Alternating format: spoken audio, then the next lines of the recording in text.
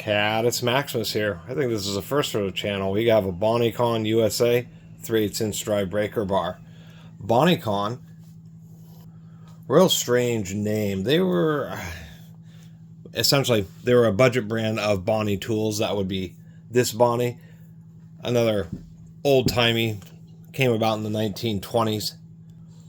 Hand tool manufacturer, I actually think the 1910s. They were pretty early. I have to double check my dates. Bonney was known as being one of the first, as early as 1922, advertising chrome vanadium steel. So it's really been around for a very long time. You can have century-old tools that are still CRV.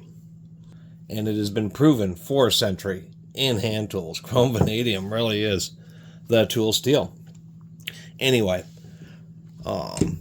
competition is pretty fierce for hand tools these days. There's so many manufacturers in the world.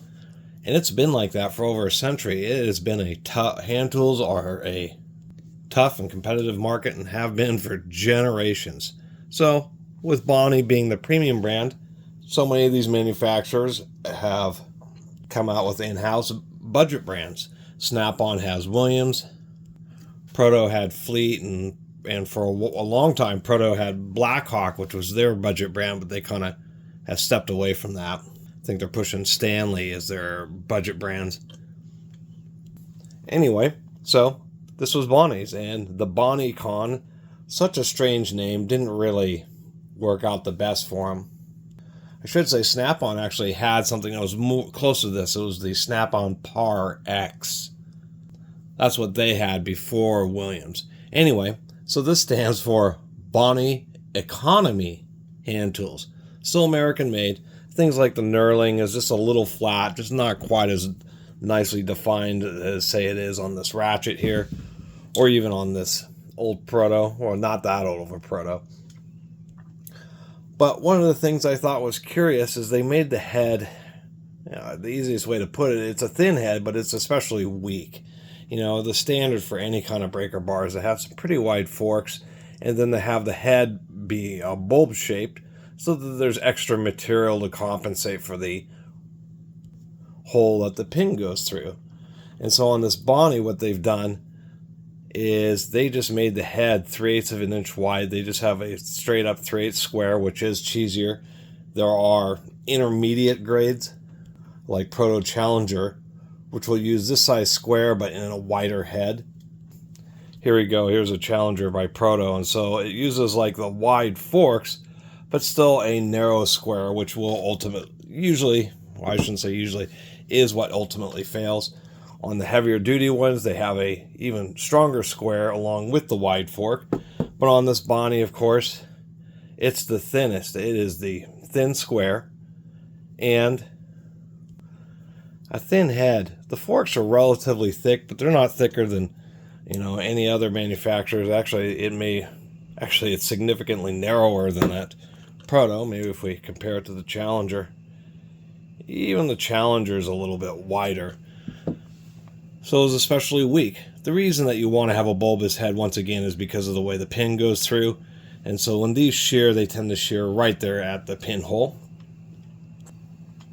I guess that is semi-replaceable. What they did is they put in the pin, and then they just pressed divots to cause it to mushroom out to hold it in place. So this is the ZT720, Bonney's 3/8" economy breaker bar, and it really was economy. They did do one feature here, which was have a centering detent to keep the anvil straight so you can spin fasteners out. But I can see at least why there's not many of these things around. And if it's the 1/4 inch or 1/2 inch are built the same way, then a lot of them ended up broken. It's the easiest way to put it.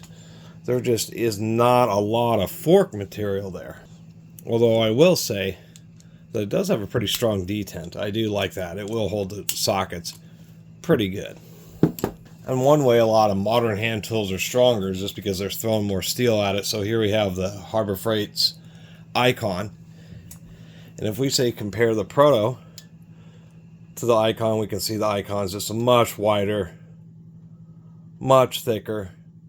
Pretty much, these are actually not bad. The anvils are what twist off. And so what's funny is this Bonney, such a strange name. The way the if the Proto dwarfs this, if we compare to like a Super Duty 3/8, we can see that this Bonney con is, I mean, the best way to put it is it's a 1/4 inch rated breaker bar with a 3/8 anvil, but I mean, it is absolutely dwarfed. It's like 50% narrower in that direction and probably 25% thinner in this direction. I'll have to say, it really is one of the weakest 3/8 breaker bars I think I own, bar none. No wonder the Bonney Economy tools, just don't see a lot of them. One, they're probably pretty cheesy even looking at them on the shelf, and two, I'm sure a lot of them just broke.